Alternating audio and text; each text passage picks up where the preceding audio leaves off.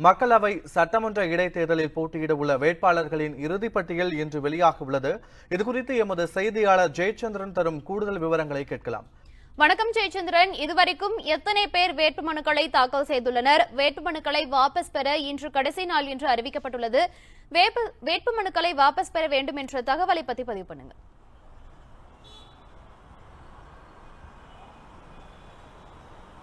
வணக்கம் மௌனிகா. வரவிருக்கிற மக்களவை மற்றும் 18 தொகுதிகளுக்கான சட்டமன்ற இடைத்தேர்தலில் போட்டியிடுவதற்காக வேட்புமனுக்கள் தாக்கல் செய்யப்பட்டிருந்த நிலையில் அதற்கான பரிசீலனைகள் நிறைவடைந்திருக்கிறது. அதன் பிறகு வேட்புமனுக்களை திரும்ப பெறுவதற்கான கடைசி நாள் இன்று என்று தேர்தல் ஆணையம் அறிவித்திருக்கிறது. வேட்புமனுக்களை இன்று மாலை 3 மணி வரை திரும்ப பெறலாம். அதன் பிறகு 4 மணிக்கு அதிகாரப்பூர்வமாக வேட்பாளர் பட்டியல் வெளியிடப்படும். இதற்கு முன்பாக சுமார் 1500க்கும் மேற்பட்ட வேட்பாளர்கள் மக்களவைத் தேர்தலில் போட்டியிடுவதற்கு விருப்பம் தெரிவித்து தங்களுடைய வேட்புமனுக்களை தாக்கல் செய்திருந்தார்கள். வேட்புமனு பரிசீலனைக்கு பிறகு சுமார் 600க்கும் மேற்பட்ட வேட்புமனுக்கள் தள்ளுபடி செய்யப்பட்டு 900க்கும் அதிகமான வேட்புமனுக்கள் ஏற்கப்பட்டிருக்கிறது. அதேபோல 18 சட்டமன்ற தொகுதிகளுக்கான இடைத்தேர்தலில் போட்டியிடுவதற்கும் சுமார் 500க்கும் மேற்பட்டவர்கள் விருப்பம் தெரிவித்து வேட்புமனுக்களை தாக்கல் செய்திருந்தார்கள். வேட்புமனு பரிசீலனைக்கு பிறகு இன்றைய தினம் வேட்புமனுக்களை திரும்ப பெறுவதற்கான கடைசி நாளாக இருக்கிறது. இன்று மாலை 3 மணி வரை வேட்பாளர்கள், உதாரணத்திற்கு ஒரே தொகுதியில் ஒரு வேட்பாளர் அதிகபட்சமாக 4 வேட்புமனுக்கள் வரை தாக்கல் செய்யலாம். அப்படி இருக்கிற பட்சத்தில் ஒரு வேட்புமனு ஏற்கப்பட்டிருக்கும். மீதம் இருக்கக்கூடிய 3 மனுக்களை வேட்பாளரை திரும்ப பெற்றுக் கொள்வார். அதன் பிறகு இன்று மாலை 3 மணிக்கு பிறகு வேட்பாளர்கள் தங்களுடைய வேட்புமனுக்களை திரும்ப பெற இயலாது. அதன் பிறகு சின்னங்களை ஒதுக்கக்கூடிய பணிகள் நடைபெறும். இறுதியான வேட்பாளர் பட்டியல் தயாரான பிறகு அரசியல் கட்சிகளுக்கு ஏற்கனவே ஒதுக்கப்பட்ட சின்னங்கள் அவர்களுக்கே வழங்கப்படும். உதாரணத்திற்கு அதிமுக, திமுக, பாரதிய ஜனதா கட்சி, காங்கிரஸ் போன்ற கட்சிகளுக்கு அவர்களுக்கு ஏற்கனவே அங்கீகரிக்கப்பட்ட கட்சியாக இருக்கக்கூடிய சூழலில் அவர்களுக்கென்று ஒதுக்கப்பட்ட சின்னம் அவர்களுக்கு வழங்கப்படும். அவர்கள் தவிர சுயேட்சையாக போட்டியிடக்கூடிய வேட்பாளர்களுக்கு தேர்தல் ஆணையம் தரப்பிலிருந்து சின்னங்கள் வழங்கப்படும். அதில் ஒரு சில சின்னங்களை தேர்வு செய்வதற்கான வாய்ப்பும் அவர்களுக்கு வழங்கப்படவிருக்கிறது. சுயேட்சைகளுக்கு சின்னம் ஒதுக்கிய பிறகு இறுதியாக 4 மணி அளவில் வேட்பாளர் பட்டியல் வெளியாகும். வேட்பாளர் பட்டியல் வெளியாகிற போது அவர்களின் சின்னத்தோடு சேர்த்தே வெளியாகும்.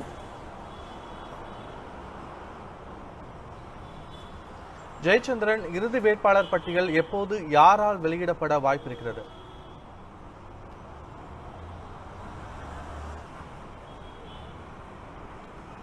வேட்பாளர் பட்டியலை பொறுத்தவரையில் ஒவ்வொரு ஜோனல் ஆபீஸ் என்று சொல்வார்கள். உதாரணத்துக்கு மத்திய சென்னை, தென் சென்னை, வட சென்னை ஆகிய 3 மக்களவை தொகுதிகளுக்கும் அந்தந்த தொகுதியில் வேட்புமனுக்களை தாக்கல் செய்வதற்காக சென்னை மாநகராட்சியின் மண்டல அலுவலகங்கள் அடையாளம் காணப்பட்டிருந்தன.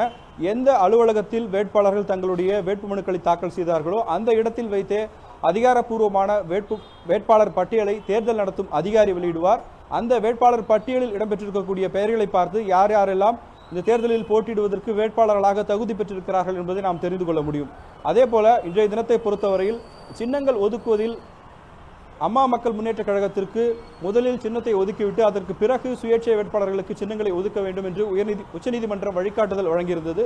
அதன்படி இன்றைய காலையே தினகரனுக்கு பரிசு பெட்டி சின்னம் வழங்கப்பட்டிருக்கிறது. இருந்தபோதிலும் கூட பாட்டாளி மக்கள் கட்சி போட்டியிடக்கூடிய 7 மக்களவை தொகுதிகளிலும் அவர்களுக்கு மாம்பழம் சின்னத்தை ஒதுக்கக்கூடாது என்று திராவிட முன்னேற்ற கழகம் சார்பில் மனு வழங்கப்பட்டிருக்கிறது. அந்த மனுக்கள் மீதான பரிசீலனை சின்னங்கள் ஒதுக்கக்கூடிய அந்த நேரத்தில் அதை கவனத்தில் கொண்டு இந்த சின்னத்தை, மாம்பழம் சின்னத்தை ஒதுக்குவதா இல்லையா என்பது குறித்து முடிவெடுக்கப்படும் என்று அந்தந்த தேர்தல் நடத்தக்கூடிய அலுவலகங்களில் இருக்கும் தேர்தல் நடத்தும் அதிகாரிகள் தெரிவித்திருந்தார்கள். எனவே மாம்பழம் சின்னம் பாட்டாளி மக்கள் கட்சிக்கு ஒதுக்கப்படுமா என்பது குறித்தும் இன்று மாலை 4 மணி அளவில் தான் தெரிய வரும். ஜெயச்சந்திரன், அதே போல அமமுக வேட்பாளர்களுக்கு தேர்தல் ஆணையம் பரிசு பெட்டி சின்னத்தை ஒதுக்கியிருக்காங்க. இது குறித்து எதிர்க்கட்சிகள் மற்றும் அரசியல் விமர்சகர்களுடைய கருத்துக்கள் என்னவா இருக்கு?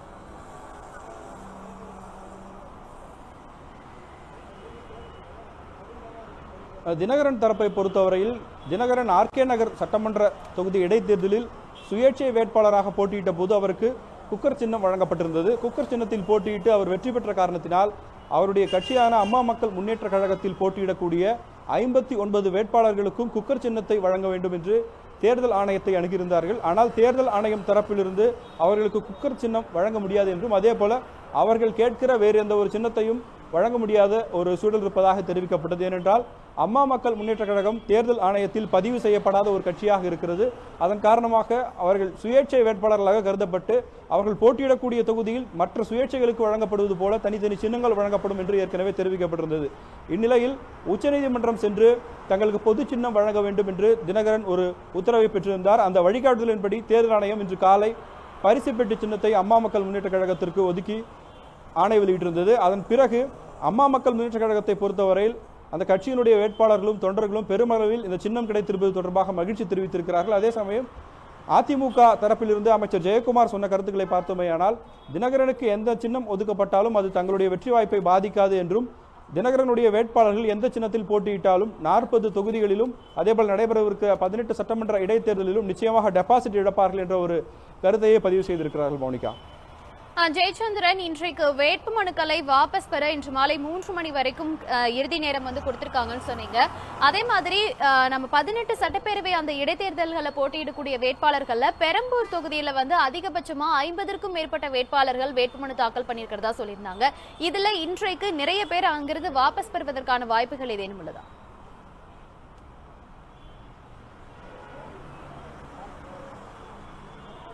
நிச்சயமாக மௌனிகா, வருகிற ஏப்ரல் 18ஆம் தேதி தமிழகத்தில் இருக்கக்கூடிய 39 மக்களவை தொகுதி, புதுச்சேரியை சேர்த்து 40 மக்களவை தொகுதிகளுக்கும் அதே நாளில் தான் தேர்தல் நடைபெறவிருக்கிறது. அதே போல தமிழகத்தில் காலியாக இருக்கக்கூடிய 18 சட்டமன்ற தொகுதி மற்றும் புதுச்சேரியில் காலியாக இருக்கக்கூடிய தட்டாஞ்சாவடி சட்டமன்ற தொகுதி ஆகிய 2 தேர்தல்களுமே ஒரே நாளில் நடைபெறுவதால் வேட்பு மனுக்கள் மீதான பரிசீலனை, வேட்புமனு தாக்கல் எல்லாமே ஒரே நாளில் தான் தொடங்கப்பட்டது. அதே போல இறுதியான வேட்பாளர் பட்டியலும் இன்று மாலை வெளியாகும். நீங்கள் கேட்டது போல பெரம்பூர் தொகுதியில் தான் அதிகமான அளவில் இந்த இடைத்தேர்தலில் வேட்புமனுக்கள் தாக்கல் செய்யப்பட்டிருக்கிறது. அரசியல் கட்சிகளை தவிர சுயேட்சையாக மாற்று வேட்பாளர்களாக போட்டியிடுவதற்காக வேட்புமனுக்களை தாக்கல் செய்தவர்கள் இன்றைய தினம் வேட்புமனுக்களை வாபஸ் பெறுவதற்கான வாய்ப்பு இருக்கிறது. அதன் பிறகு 4 மணி அளவில் அதிகாரப்பூர்வமான வேட்பாளர் பட்டியலை பெரம்பூர் பகுதிக்கு தேர்தல் நடத்தக்கூடிய அதிகாரியாக இருப்பவர் அதிகாரப்பூர்வமான வேட்பாளர் பட்டியலை வெளியிடுவார். மக்களவை மற்றும் சட்டமன்ற இடைத்தேர்தலில் போட்டியுள்ள வேட்பாளர்களுடைய இறுதி பட்டியலானது இன்றைய மாலை வெளியிட போகுது. அது மட்டுமில்லாமல் வேட்பாளர்களுடைய வேட்புமனுக்களை திரும்ப பெறுவதற்கான கால அவகாசமும் வழங்கப்பட்டிருக்கிறது. குறித்த கூடுதல் விவரங்களை எமது செய்தியாளர் ஜெயச்சந்திரன் வழங்க கேட்டோம்.